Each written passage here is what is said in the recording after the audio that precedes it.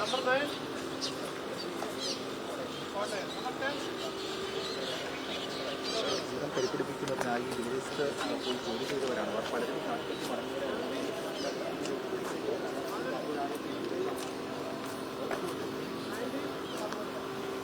നമ്മൾ വളരെ ഡിസിപ്ലിനായിട്ട് വേണം കാര്യങ്ങളെല്ലാം ചെയ്യാനായിട്ട്.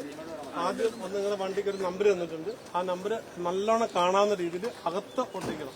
പുറത്തൊട്ടിക്കരുത്, അകത്ത് തന്നെ ഒട്ടിക്കണം. ആ നമ്പർ വെച്ചാണ് നമ്മൾ എല്ലാം പറയുന്നത്. അതുകൊണ്ട് ആ നമ്പർ കൃത്യമായിട്ട് കാണത്തക്ക രീതിയിൽ അകത്തൊട്ടിക്കുക. ഒന്ന്. പിന്നെ രണ്ടാമത്തെ കാര്യം, ഓരോരുത്തർക്കും ഓരോ ഡെഡ് ബോഡി ഉണ്ട്. ആ ബോഡി ഏതാണെന്ന് കൃത്യം അറിയാം. ആ ബോഡി മാത്രമേ നിങ്ങളുടെ ആംബുലൻസിൽ കയറ്റാൻ പാടുള്ളൂ. കാരണം നിങ്ങൾക്ക് ഒരു ഡെസ്റ്റിനേഷൻ നിങ്ങളുടെ സ്ഥലം പറഞ്ഞിട്ടുണ്ട്. അപ്പോൾ ആ സ്ഥലത്തേക്കാണ് നിങ്ങൾ പോകുന്നത്. അപ്പോൾ ഒരു കാരണവശാലും ബോഡി മാറിപ്പോകാനുള്ള സാഹചര്യം ഉണ്ടായിരുന്നു. കൃത്യമായിട്ട് അത് മനസ്സിലാക്കണം.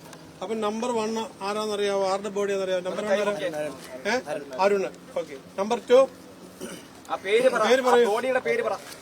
നിങ്ങൾ രണ്ടുപേരും കൈ പൊക്കരുത് കേട്ടോ. ഒരാളെ കൈ എല്ലാവർക്കും ആ ഷീറ്റ് വന്നിട്ടില്ലേ? ആ ഷീറ്റിൽ നോക്കാൻ നമ്പർ. സ്ഥലം എവിടെയാ?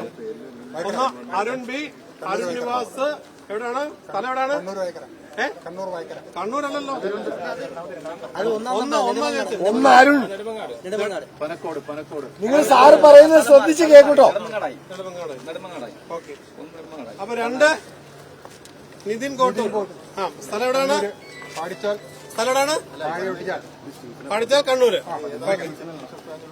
ഓക്കെ. അടുത്തത് നമ്പർ 3 അനീഷ് കുമാർ. സ്ഥലം എവിടെയാണ്? Kannur. Number 4 Sibin Pathanamthitta. Number 5 Thomas Oommen. സ്ഥലം എവിടെയാണ്? Thiruvalla. Okay. Number 6 Mathew Alappuzha. Number 7